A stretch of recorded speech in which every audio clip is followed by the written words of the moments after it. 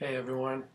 I just realized that it's a couple weeks later and I'm wearing the same shirt as I was the last time I did this. So, yes, I do change shirts once in a while. Hope that's not too distracting. Hey, but wow, that discussion that you just finished I thought that was just very interesting.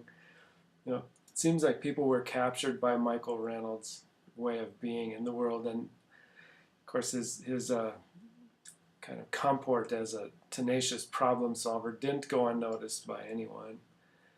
So in the introduction to that activity, I kind of set this up as a developmental discussion. If you remember, I said, remember that children are becoming something in our presence.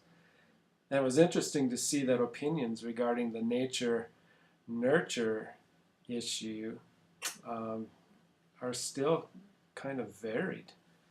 And to me, this is important because one of the central themes to this class is to explore the extent to which teachers are able to control circumstances within their own classroom. That is, those circumstances that lead to developmental changes and also to greater learning.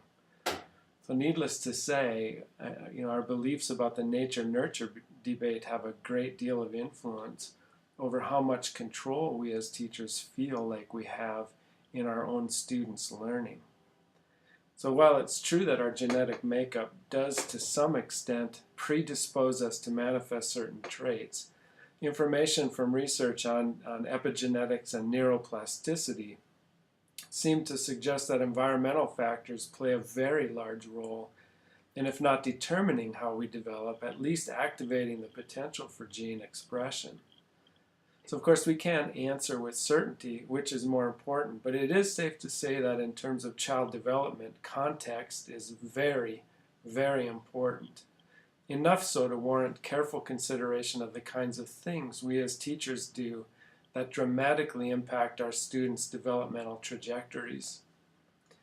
So from here I was hoping to get into Paul Tough's book, but since enough of you haven't been able to obtain the book yet, which is my fault for not letting you know which text we'd use earlier, I think we'll begin with the Willingham book.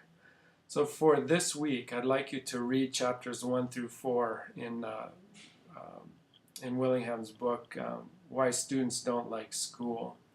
I know it might seem like a lot, but I think you'll find it pretty easy reading if you haven't read it already. Now, as you read these chapters, I'd like you to keep in mind this question of control over students' learning and development, especially as it relates to the kinds of decisions that we make about what and how to teach. According to Willingham, knowledge about how people learn should greatly circumscribe our practices, and I'm wondering how you'll respond to his suggestions for teaching.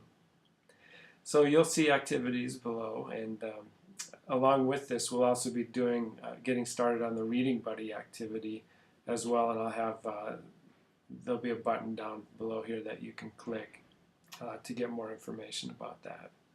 So I hope you're having a good week, and I'll look forward to seeing what you have to think and say about Willingham.